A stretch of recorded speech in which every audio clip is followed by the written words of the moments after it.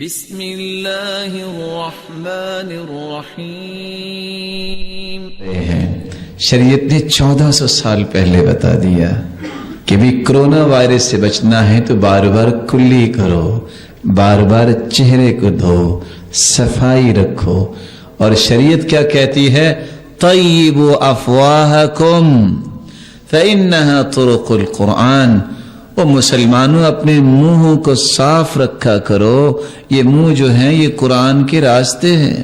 جب تم مسواک کرتے ہو تو پھر کیا ہوتا ہے؟ تم اللہ کے سامنے کھڑے ہوتے ہو تو ایک نورانی فرشتہ اپنے ہونٹ تمہارے ہونٹوں پہ رکھ دیتا ہے، جو تم قرآن پڑھتے ہو فرشتے کی غذا بن جاتی ہے۔ اور اگر تم مسواک نہیں کرتے فرشتہ دور چکر لگاتا ہے، وہ قریب آتا ہی نہیں۔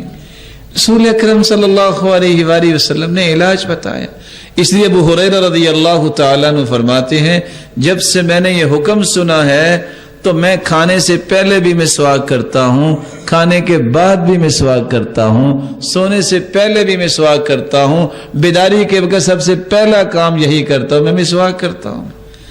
آپ صلی اللہ علیہ وآلہ وسلم نے صرف منہ کی بات نہیں کی بلکہ فرمایا جسم کی صفائی بھی رکھو۔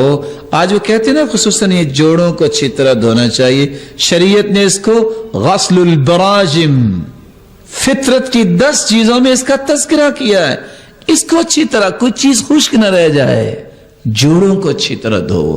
طہروا اجسادکم طہرکم اللہ، تم اپنے جسموں کو پاک صاف رکھو، اللہ تمہیں بیماریوں سے پاک صاف رکھیں گے۔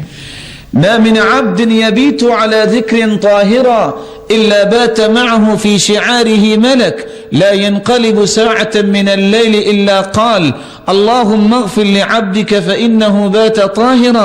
تم ذکر کر کے باوضو ہو کے تم سو جاتے ہو، تمہارے بستر میں ایک فرشتہ رات گزارتا ہے، ساری رات تم سوئے رہتے ہو، وہ دعا کرتا ہے یا اللہ یہ بندہ پاک صاف ہو کے سویا ہے تو اسے معاف بھی کر دے۔